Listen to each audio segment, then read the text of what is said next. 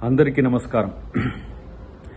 మొన్న నిర్మల్లో జరిగిన సమావేశంలో మాట్లాడిన మాటల్ని కొంతమంది దుర్మార్గులు వక్రీకరించి ఫేక్ను క్రియేట్ చేసి క్రాప్ చేసి రాముణ్ణి నేను తూలనాడినట్టుగా ప్రచారం చేసేదాన్ని నమ్మొద్దని నేను విజ్ఞప్తి చేస్తున్నా. మా సగర సంఘం మిత్రుడు శేఖర్తో పాటు చాలామంది నాకు ఫోన్ చేసి అన్న ఆ విషయంలో వీళ్ళు తప్పుడు ప్రచారం చేస్తున్నారు కాబట్టి నువ్వు వివరణ ఇవ్వాలని చెప్పి అన్నందుకు నేను మీ ముందుకు వచ్చిన.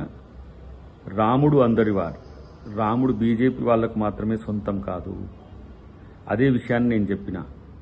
దాంట్లో చాలా స్పష్టంగా రాముణ్ణి మొక్కుడే బీజేపీని తొక్కుడే అన్న దాన్ని కూడా పక్కన పెట్టేసిండ్రు. సో ఆ కసిని అమిత్ షాను మోడీని రాజకీయ విమర్శలు చేస్తే అది రాముని మీదకి తెచ్చి రాజకీయ పబ్బం గడుపుకోవాలనుకుంటున్నారు. రాముణ్ణి నమ్ముకునే వాళ్ళం మేమైతే రాముణ్ణి అమ్ముకునే వాళ్ళు బీజేపీ మిత్రులు. సో ఒక పవిత్రమైన రామనామాన్ని యుద్ధ నినాదంగా మార్చొద్దు.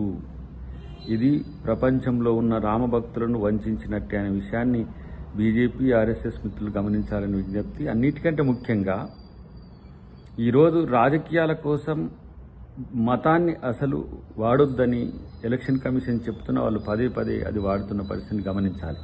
కాబట్టి రాముని భక్తుల మనోభావాలు ఎప్పటికీ అద్దంకి దయాకర్ దెబ్బ తీయడని చెప్పి తెలియజేస్తూ జై సీతారాం.